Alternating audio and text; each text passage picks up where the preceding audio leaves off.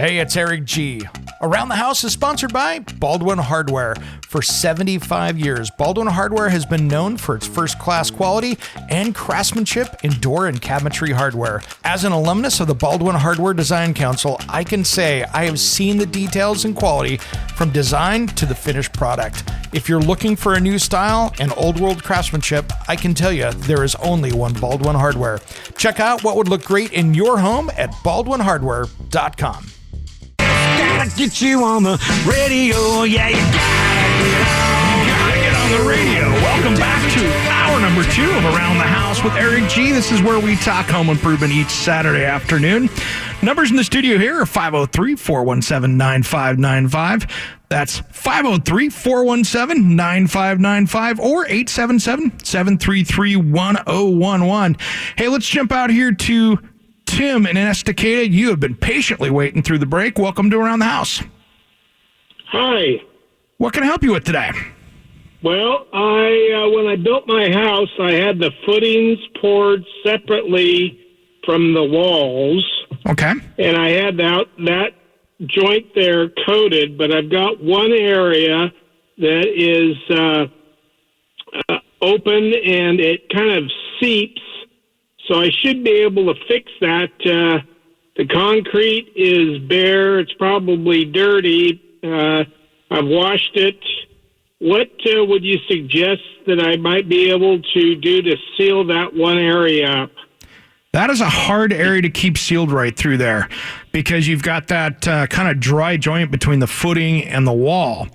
And what I've seen people be successful with the urethane injection through that. So what they do is actually go through and they will go through and use like Cementol, fill that crack through there, and then try to inject that area with a urethane foam that expands out. And what it does is they actually pump it into there. So they actually drill in and put a port and inject into that. And so that can help seal that area up. But the problem with that is that joint, when it's so low, that's going to be probably an area that you'll fight for a long time. A lot of people will actually go in there and put in a below grade drainage below that. So what they'll do is actually cut the concrete pad up right there. That would be your basement floor, and then put in a French drain system below grade and pour concrete back over the top. And if you do that, and if they create some pathways underneath that footing, that'll get the water the least, point of resistance down into that drain, and then you end up having a sump pump. But that would be the kind of the only foolproof way to make sure you don't have water coming through that again. So the urethane, just kind of get urethane in there. Yeah, I mean it's a specially. Can I use some of? I was thinking that after I did that, I might be able to use some of that spray sealant that they have, where they say if you put it in the boat, it won't sink. Yeah, putting that over it. It's just going to peel that water pressure is pretty good. It's just going to peel that right off the concrete down there. I don't think you're going to be that successful with it. I'm trying to stop it from getting in on the outside. Okay.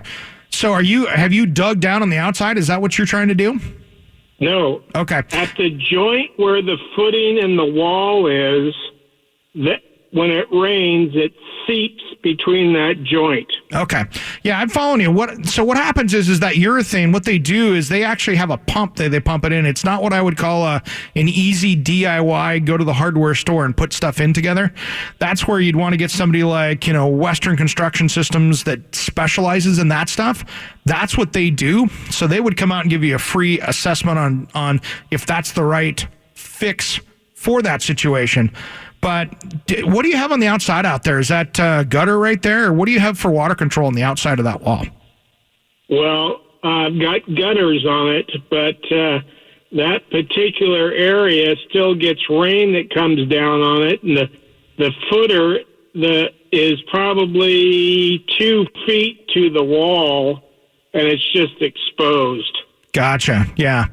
And so your gutters and downspouts are going away from the house, and that's not the issue at all. Okay. That's really not the issue. The issue is the rainwater getting on that footer and then going underneath the wall. Yeah. I would try probably first, without looking at it, at the urethane where they patch that, and then try to hit that with the urethane, because once that urethane hits moisture down there, it expands up and it'll seal that joint out. And in your situation, that might be a good way to go to keep that from coming in. Okay. Appreciate the time. Hey, Tim, thanks for waiting. Thanks for calling in. Appreciate you listening to Around the House. Great call.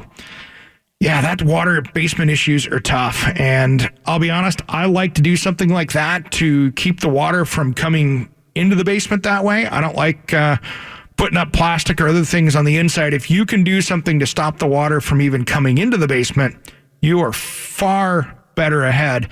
And sometimes that urethane isn't the answer in that joint down there, because that's, like I said, a tough place to seal up. Sometimes you're almost better off just creating a path of least resistance underneath that footing and give the place for the water to go around that and give it to get it going down into a collection area where you can put it into a French drain system and pump it out of there and keep yourself in a dry basement.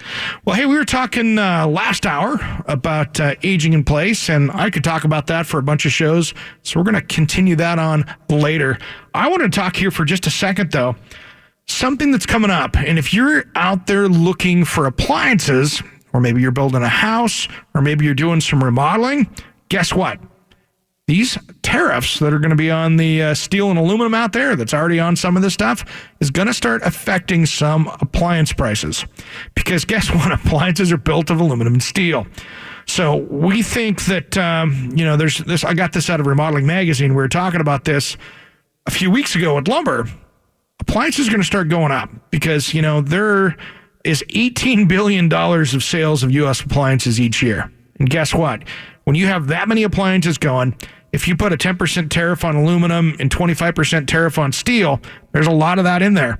You're going to start seeing some prices go up there. Now, appliance companies like Samsung, maybe LG, GE Appliances, and Electrolux could face higher costs depending on the source of their steel and aluminum and whether they operate U.S. production centers. Whirlpool, who's an American appliance manufacturer that advocated for the tariffs, said they're facing slower growth because of the outsourced materials. So this is one of those things that you're going to see maybe one brand, because of where they're getting their stuff from, might get affected differently. But you're going to start seeing, I think, as this stuff goes, you might start seeing some significant numbers of costs on that. So it's something for you to take a look at. If you're thinking about buying appliances right now and it's part of your plan, I think they're going to be cheaper now than they are in the next 6 months. Because here's the one thing I've learned about when you see prices go up like this. Even if they remove the tariff, remember when we had airline baggage fees because of the gas prices? Those baggage fees didn't go down when the gas prices leveled back out. Those things stick around. Those things really stick around. They don't, oh, hey, that's over. We're going to give you that back. It doesn't usually work that way. It just kind of ratchets it, it just ratchets up a little bit more. So those things, I think when you see that get affected, unless we had some kind of a economic issue out there, rarely do you see price decreases in building materials out there. Now, lumber is a commodity, so that's going to be going back and forth. But in my nearly 28 years actually of doing kitchen cabinets, I've seen price decreases like once out there. And that's because the market crashed. So it's something to think about. So keep in mind with that stuff. 503-417-9595. That's my little tip for this hour. 877-733-1011. We'll take all your calls just as soon as Around the House returns. Am I crazy for one of you? Am I thinking this might be true? Welcome back to Around the House with Eric G. Playing a little Jade here this afternoon. That kid is doing well out there. He's got, I think, a free show tomorrow. If you go over to his Jade music page, you'll find out if you're in the Seattle area, I think he's playing a benefit show up there. So something worth taking a peek at. Well, welcome back to Around the House with Eric G, where we talk home improvement. Numbers here in the studio, 503-417-9595, 877-733-1011. Either one of those numbers will get you here, long distance or just a local one. If you're on a cell phone, doesn't really matter.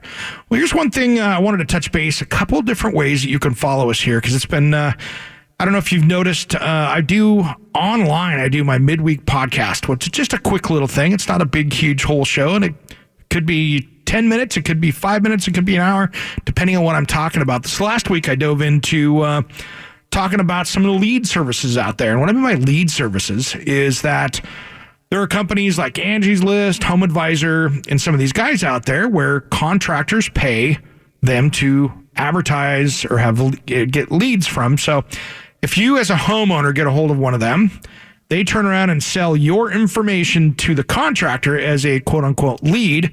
And that's how these systems work. So when you see that it's free for you to join, they have to make their money someplace. So usually that's through advertising or it's through this lead service. Well, Home Advisor's been nailed to a lawsuit, class action lawsuit from a bunch of different contractors across the U.S. that have said that they were not getting the leads that they were promised and that they were allegedly even fake ones. So there's a big deal with that. I talk about it on my midweek podcast, and you can check that out anywhere you listen to those crazy podcasts that you see out on the interweb out there. So they're everywhere out there, but look for Around the House with Eric G, and you can hear my take on what's happening with that. And a lot of different things going on with that. So before you use one of those lead services, you might get a little bit more of an education and take a look at that podcast. Well, I wanted to talk a little bit about lawn care, because lawn care is something that most of us deal with that have single family homes. If not, you're watching somebody else take care of it in your condo or if you're a downtown apartment complex, maybe not so much. Or if you're really lucky out there, you've put in AstroTurf lawn stuff out there, and then you just have to keep it swept up. So that's the nice thing you can do if you're not worried about lawn care. Well, with lawn care, there's some mistakes that people commonly make. And these are things that you should think about nixing, because guess what? These are the things that keep your lawn looking bad. And if you don't have to spend as much money or put as much water on it because you're doing the wrong things, I'm going to see if I can help you with that. So first of all, it's tempting to lop off as much as you can. So you get out there, you mow the lawn, oh man, I'm going to mow this thing down short. Got to be a little careful with this. Dial it back a little bit. You know, if you take off more than 1/3 of the blade in a single pass, you're going to be, one, butchering the grass. It's not going to look good. Two, you're shocking the grass, which isn't good for it as well. But you want to have grass a little bit longer because it helps it process the light and it keeps the water down there, so you're not going to use as much water, and it helps develop a healthy root system. So that all turns into a fuller, more attractive lawn. These are things that if you control how much you cut off of there and you don't just absolutely butcher it, it's going to save you a little bit of money because you're not going to have to pay that water bill. And trust me, if you're over in this area, Portland, it's pretty easy to have a $300 water bill if you're watering a decent-sized yard. It gets expensive. Now, if you're over in Eastern Washington, like the Tri-Cities, I used to have my irrigation district, and guess what? That made my water bill kind of nice because I didn't have to pay for that like you do here. So depending on what your area is, that can make a difference. Now, here's the one thing I always talk about with plants. Anything from a garden to your lawn, test your soil. If you don't test it, take that soil down to your extension office for testing. Now you can see where your pH level is and what you're fighting, because turf thrives in soil where it's at a 6 to a 6.5 pH. Now, if you can keep that dialed into that, you're going to have to use less chemicals, less water to keep that looking good. So get the pH right, you're going to have a better looking lawn because you want the most ideal conditions for that. Now, here's another thing too. Selecting the right grass, like if you're overseeding, is another big one that you should pay attention to. Because here's the thing. If you put in a cool weather grass out there, then guess what? That's a problem, especially if you're like here in Portland and you decided to go with a cool weather grass and we've had all these 90-degree days. That grass species is not meant for that kind of heat. So you got to really think about what your weather is and what kind of grass you put down there. Now, here's the thing. You can do a varietal type where they've got multiple different types of grass seed in there. That way you can have certain grasses thrive certain times of the year. And here in the Northwest, that can be a big deal, especially when you're dealing with stuff out there where we have different temperatures, we have different seasons. It's not just one flat thing you're dealing with as far as the weather. Numbers here in the studio, 503-417-9595, 503-417-9595, or toll free 877-733-1011. One thing, too, I wanted to take a look and talk about. I've had all these different More Good Day Oregon segments coming up, You can find all those, and I got a bunch of emails on them today, actually. You can go over to Around the House Online, and you can find my kind of archive of them all. I've got them all up there on our Around the House website. So you can see my first one, you can see the last one I've done. And so that's where you can find these things, and they'll be there.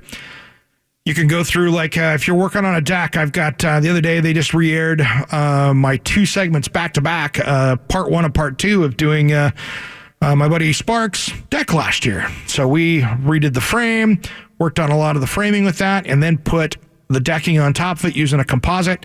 And so I go through that in that segment. You know, we have to kind of keep it toned down because each one of those segments are only 3 or 4 minutes, but we try to get to the meat and potatoes of that. So if you're thinking about doing a deck, that is up on the Around the House online website, and you can do that there. And if you're thinking about listening to the podcast, that'll steer you right off that same webpage. So that is great for that. We've been talking lawn care, and one of the things I want to talk about here with lawn care too before we go out to break is consistent watering. Now, this is one of my pet peeves out there, and if you don't have the right timer system out there and you've got an underground sprinkler system, there are no excuses these days to not having a system that's dialed in. I've got the Ratio sprinkler timer system, and I tell you what, it runs off Bluetooth. It knows what the temperature is outside. It knows what the weather's going to be. It will save you money if you get rain. Or it'll sit there and look at the temperature, like this last couple weeks, nearing 100 degrees here. Well, when it nears 100 degrees, it adjusts it, knowing that it's going to be nearly 100 degrees. It knows my lawn's going to need a little bit more water.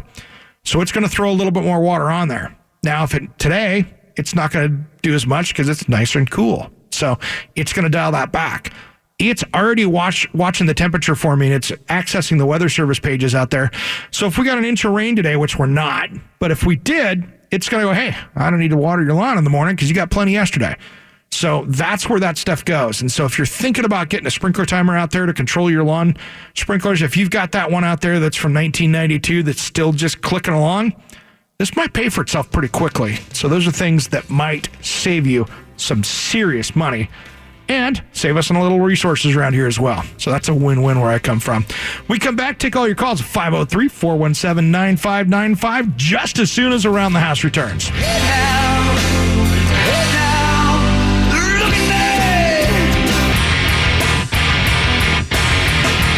Welcome back to Around the House with Eric G. This is where we talk home improvement each Saturday afternoon. And I want you to join in the conversation. It's pretty easy. You just got to pick up that phone, 503-417-9595. That's 503-417-9595 or 877-733-1011. That'll get you here into the studio. And if you're too shy, don't worry. You can always email me, ath@kxl.com. Make sure you go over to Facebook, Instagram, all these different places. We've got social media everywhere. But check out Around the House with Eric G on Facebook, because I put a lot of these posts up of what we talk about each Saturday, as well as stuff during the week. So if there's something big that happens, maybe a big recall of products, things like that, head over to Around the House with Eric G and make sure you like the Facebook page there. All right, got that homework out of the way. Wanted to say this segment Around the House is brought to you by Adair Homes, building quality, affordable custom homes throughout the Pacific Northwest for nearly 50 years. AdairHomes.com. And they have that little tiny CCB number, 593. That's how you can tell they've been around for a while, because they got a number that small. Well, we've been talking about lawn care, and this is one of those things that I really enjoy. I kind of like having the greenest lawn in the neighborhood, and that's one thing I noticed moving from Eastern Washington to Western Washington, then Western Washington, Western Oregon. Get on this side of the state over here, there's a lot of people that just don't water their lawns. Now, it's pretty easy to have a greener lawn that way. One thing you need to keep in mind, though, when you're talking foundations, when you get over on the western side of the state here, or you get into an area where you've got a home that's built on clay, that can cause foundational issues in your home because clay soil likes to move around. You ever notice you see like that clay lake bed where it's got the big cracks in it? Well, that's because all the water came in there and disappeared and expands out when it's there. Well, your house many times is sitting on that clay. So by not watering your lawn and keeping that somewhat stable in the same, let's say your house was built over the wintertime and it was built on wet clay soil. It's not all the way down to bedrock, it's just sitting on the ground there. It's down on footings. But what happens is you can have a lot of different cracks in your foundation because that soil will move around a little bit. So if you don't water the lawn and it's a dry, hot summer, that soil sits there and shrinks up, moves around. Well, that can cause a little crack, hairline crack in that foundation. Now you've got a little weak point. You do this over 15 or 20 years, those little cracks get to be bigger cracks. Then all of a sudden you've got cracks in the foundation. So if you're not watering your lawn out there, I've actually seen, engineers tell homeowners, hey, if you get those water beds around the flower beds around the outside of the house watered, you're going to actually have less of a chance of concrete cracking around because now you've kept that soil from moving around as much because it's not going through that cycle of the dry season, wet season. If you keep it all damp, going to cost you a little bit more money, but it's going to keep that from moving around as much. And so you've got a more stable environment for that. Now, a lot of those things, the good news is if you've got that situation around, you can go through and use carbon fiber to repair those cracks. And that's a whole other situation and a whole other show to talk about, but you can get those things dialed back in and add that strength back to it. But that's one of the things out there that I'm talking lawn care is there are some different situations where it affects a lot more than just your grass out there. So just as you don't want to have, that pipe break and wash out soil out there either, and then you can cause a whole bunch of other foundation issues. I've actually seen one where on a hill in the Portland area where the guy had a beautiful house on the hillside, and the tree next door on the neighbor's unimproved property grew down, the roots did, created an area where when they had a big rainstorm came through, that water came down the hill, ran down where the root had gone into the crawl space that was on a hill, and flooded out the crawl space and collapsed the dirt down and took out his HVAC system that was below it because it was on a hill, and did a bunch of damage to the house, thousands of dollars of the damage. So these are things that you just got to be a little bit careful with. So talking lawn care, one of the biggest things you can do out there to get that lawn looking really good is maintaining that lawnmower. When you're maintaining that mower, you want to first think about that blade. If you look at your blade, and it's got all those little rock chips and bark hits and everything else that you hit out there, if that thing's not sharp, that's where you get that uneven cut. It's like cutting with dull scissors. Well, when you look across and you're not getting the greenest lawn, well, you end up having that little where you've just kind of hacked the grass blade off, that ends up getting this rough texture to it, which turns the end brown. Well, that affects the color of your lawn. So if you can get out there with a nicely bounced blade that's sharpened correctly, that's going to make for a really good looking lawn. So when was the last time you sharpened the lawnmower blade? That's a big question, because if you haven't done it in a month or two, might be worth taking a look at it. And I did do a Morgan Days Oregon segment on that here recently that's up on the webpage Around the House with Eric G, where you can take a look at that. So that is one of the biggest things, a little bit of lawnmower maintenance. And while you're at it, change the oil in the thing. When was the last time you changed your oil in your lawnmower? That is probably the most forgotten thing on a lawnmower. Usually the oil gets changed, gets added in there, and rarely do people go back and change the oil in that. I'd be doing it every season. And doing it, most people end up using that same oil, and then when they notice it's low, they add it, and they just keep adding it and never change it out. So when you get into the higher end lawnmowers, they actually have oil filters and things like that with it. So something to think about in the maintenance side of things. Now, here's a controversial subject. I like using a mulching style lawnmower to let those grass clippings go back and basically fertilize the lawn.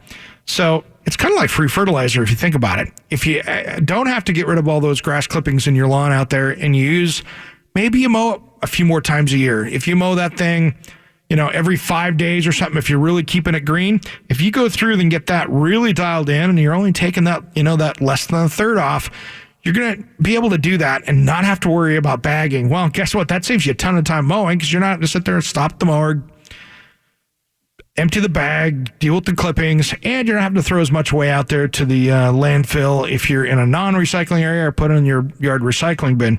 If you do that, that's going to work out pretty well.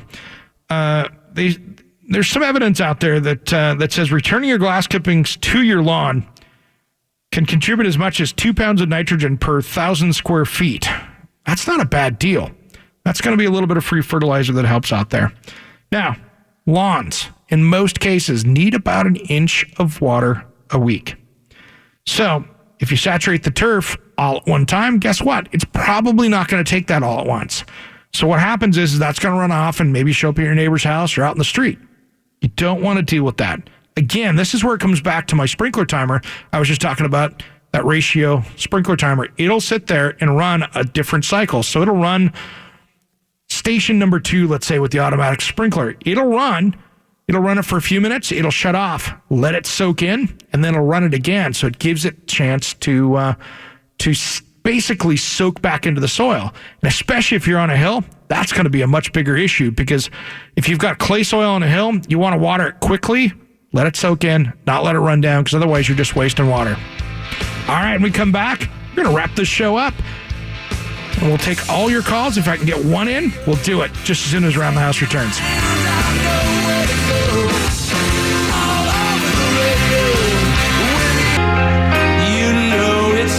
Welcome back to Around the House with Eric G. Man, this has been a quick show today. We have had tons of great calls, and thank you to everybody for calling in. I appreciate the phone calls, because we're able to help a whole bunch of people today with a lot of different questions, which I love. We got some fun shows coming up ahead. Working together right now with my producer, Dane. We're going to put together something fun. I'm going to try to get Damon Bennett on the show here in the next few weeks, maybe even as early as next week, so stay tuned. We'll have a little bit better once I get that confirmed.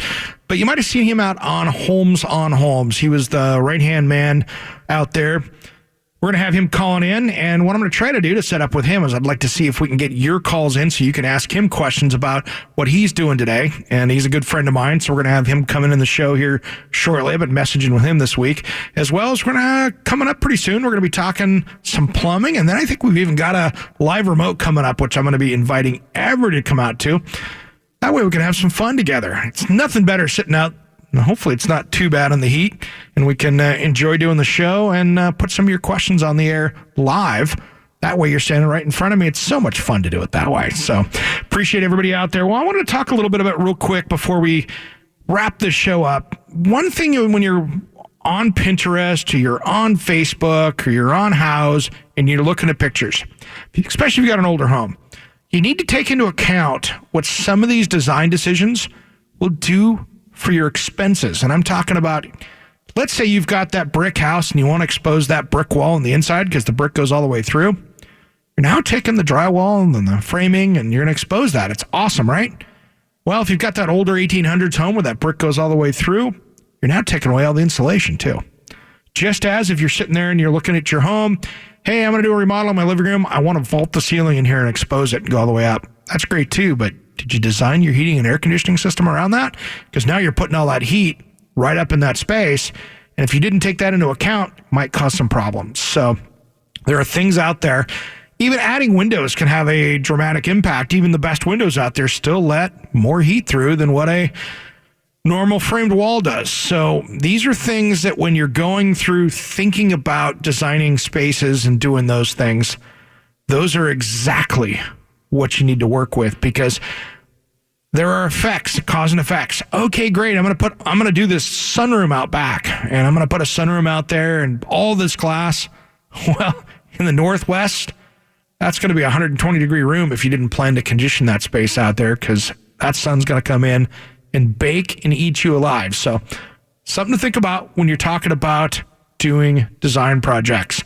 Do some research. Make sure, one, you can do it. Just like, I can't tell you how many times I've had a client come in, talk to me about design work, and they've got that picture with the big clawfoot bathtub or freestanding bathtub with the chandelier over the top of it. Well, guess what? If you can touch that chandelier up there or even get close to it, they don't let you put chandeliers over bathtubs in electrical code for obvious reasons. Kind of about as smart as using that hairdryer in the bathtub. Doesn't end well many times. So you can't do that and meet code. So those are things that you've got to be careful with when you see all those pictures on Pinterest and that stuff. I mean, I see it too with design stuff. You'll be sitting there looking at things and they'll have the cooktop right up against a wall or an oven cabinet, and you don't have the 9 inches of space you need there. So these are things that are safety issues that really pay attention when you're looking online at stuff, because building code's different. If it's over if that picture was taken over in a European country where they don't have building permits and building codes, or even places in the U.S., it was only just recently did they start licensing contractors in Idaho. Otherwise, it was kind of a free-for-all out there. So these are things that you really should take some time and do your research and see if you can do it. It's no different than a designer taking your condo design, and you've got a one-level condo, and them trying to put an island in the middle of the kitchen with a sink in it. Well, unless you're going to talk to your neighbor below you and let him drill through that concrete ceiling and put the plumbing over there, if you don't have it already there, you got a problem. So these are things that that beautiful design has a lot of different things that can affect it. And just make sure that you got that kind of dialed in, because otherwise it's going to get expensive, or even worse, you're going to pay for a big project and get going and realize that there's no way you can pull it off. So another good tip for you out there, just give some more thought into that stuff. And if you've got to push too hard to make it, to get it pulled off, it might be something that's, going to cost you a little bit more money or going to actually hurt you in value. A couple things out there. I know we've got a lot of wildfire season stuff out there for everybody out there. I want to make sure that everybody is clearing those brush away from the house, making sure things are watered pretty well, and make sure the trims and bushes are trimmed away and those junk piles away from the house out there, to see if we can keep a few more people out in our great listening audience in their homes, because, well, that is a big concern of mine and everybody else is out there. So let's stay a little bit safe. Well, I want to dive into our 10 most procrastinated projects out there and talk about that, because, this has been a really key thing. Getting these projects done. And that's all the time we got for this week. Our thanks to executive producer Dane Vaughter for playing Superman on the show, making the show sound great, and Steve Moffat, who ran the communications center. Thank you, sir. Most of all, though, I want to thank you for listening. I want you to join us next week from noon to 2, where once again we talk about maintenance, repair, designing for remodeling, and renovation of your home. Until then, be sure you do what you love. We have some exciting news about the Around the House podcast. Do you want to be an Around the House insider? Our premium membership gives you early access to the weekend podcast, exclusive access to our back catalog of shows, special email access to me, Eric G., with your own home improvement questions with a priority email address, plus exclusive new shows and extended content. Click down into the podcast show notes for the link to the Around the House Insider membership for less than the price of a beer at happy hour. Join me for this limited amount of exclusive members. And thanks for listening to Around the House.